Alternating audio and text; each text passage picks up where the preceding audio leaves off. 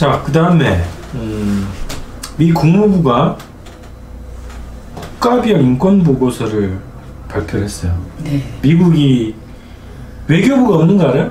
미국에 외교부가 없다. 있습니다. 있어요? Foreign Affairs에 대한 게 있습니다. 아니 국무부가 다 하잖아요. 그러면 명칭이 국무부가 있는 하잖아요. 걸 알고 있는데. 그러니까 국무부가, 그러니까 얘네들은 이 세계, 이 지구에 대한 사업이 외교가 아니라 자기의 나라의 업무예요, 그냥. 그래서 국무부라고 있고 외교부가 없다는 거죠.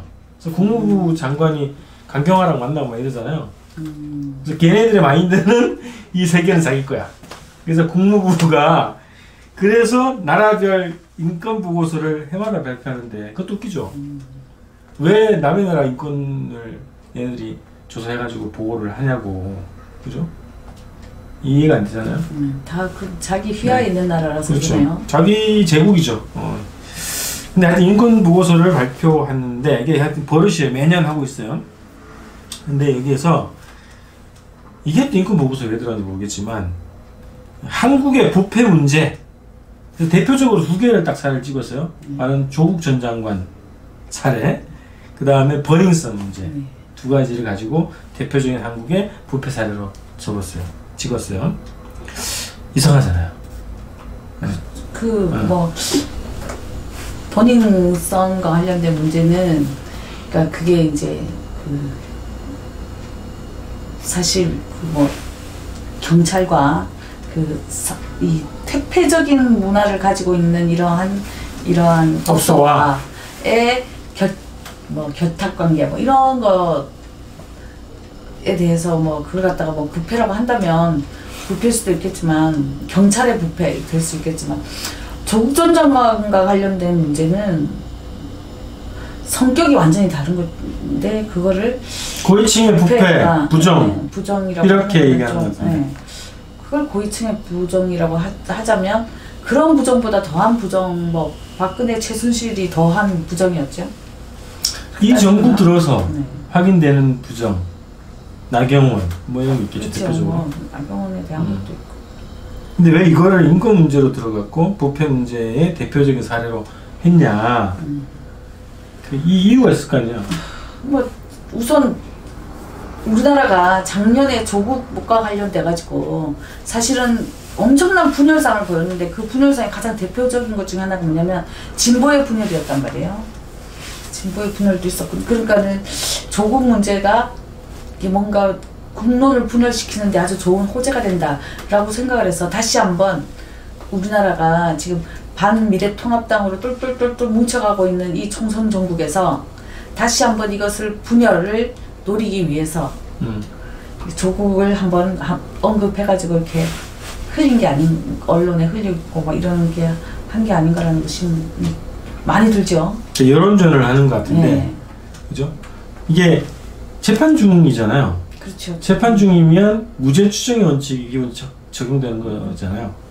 그렇죠. 그러니까 재판 중이고 무죄 추정의 원칙, 뭐 근데 재판 중이고 무죄 추정의 원칙이다 뭐 이런 걸 떠나서 부패와 관련된 것들은 그러니까 재판 그 자체의 문제보다 어떤 정부 부서에서 내지는 이 공권력과 관련된 부분들이 어떤 식으로 자신들의 권리를 남용하느냐, 뭐 권한을 갖다 남용하느냐 이런 문제에서 이제 주로 우리가 부패 얘기를 해야 되는데 이거는 사실 권한 남용에 관한 문제하고는 좀 거리가 먼 문제인 거죠. 그러니까 민정수석으로 있었기 때문에 뭘 한 게 아니라 뭐 훨씬 뭐 그 이전부터 해가지고 있었던 뭐 온갖 엄마가 교수라서. 그러니까 아빠가 교수라서. 엄마 아빠가 교수였던 시절에 있었던 문제를 다 걸고 넘어지는데 그거 자체를 모든 걸 싸잡아서 부패라고 표현하는 건 좀 어폐가 있는 것 같고요.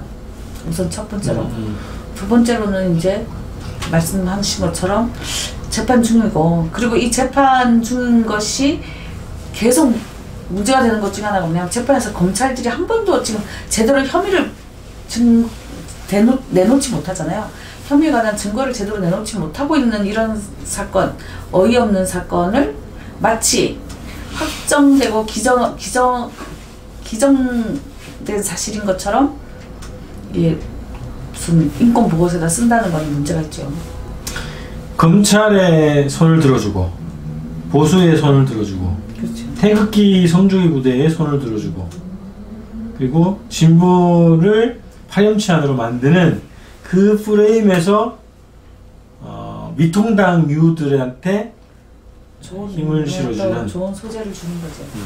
그런 행보다 실제로 이게 사실관계도 문제지만 사실관계 떠나서 한 나라의 내정 문제인데 그것도 아주 민감한 사안을 가지고 콕 집어가지고 이렇게 했다는 거는 내정 간섭이자 총선 개입이다 봐야 되겠죠. 이 총선 정국에서 그걸 굳이 이렇게 한 거를 보면은 총선에 영향을 미치고 싶어 했던 거고 그 영향을 미치고 싶어 했던 게 어떤 걸까 생각해 보면 결국 미래통합당에게 유리한 방향으로 가도록 영향을 미치고 싶었다라는 것이니까. 아니 뭐 보수나 이런 데 이렇게 거 봐라 미국도 이렇게 인정했잖냐. 이 문재인 정부 미국에서조차 이렇게 인정하는데 버팅이냐 이렇게 얘기할 수 있겠죠.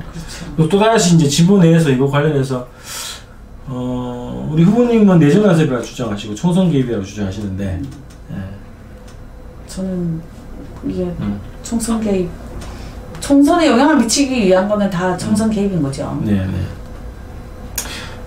그렇다고 선거법 위반으로 미국을 어떻게 할 수도 없고. 그렇죠. 자, 그래서 이게 우리가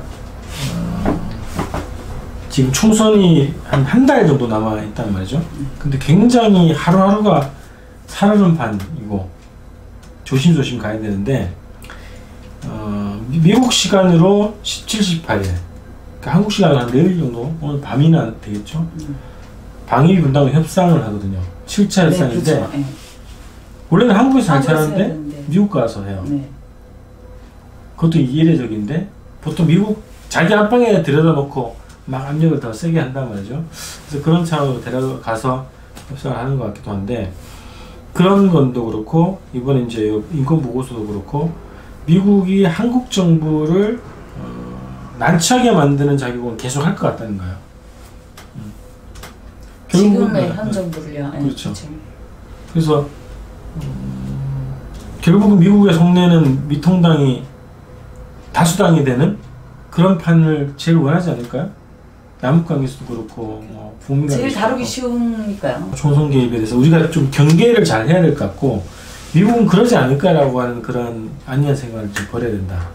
그래서 온갖 계기를 통해서 미국이 자기에게 유리한 한국 정치판을 만들려고 끊임없이 작업을 할 거라는 거예요. 그래서 그것이 대표적인 지금 최근에 나타난 것이 이 인권 보고서라고 하는 것이기 때문에 경각심을 잘 가져야 된다. 이런 말씀으로 이번에 방송 마치겠습니다.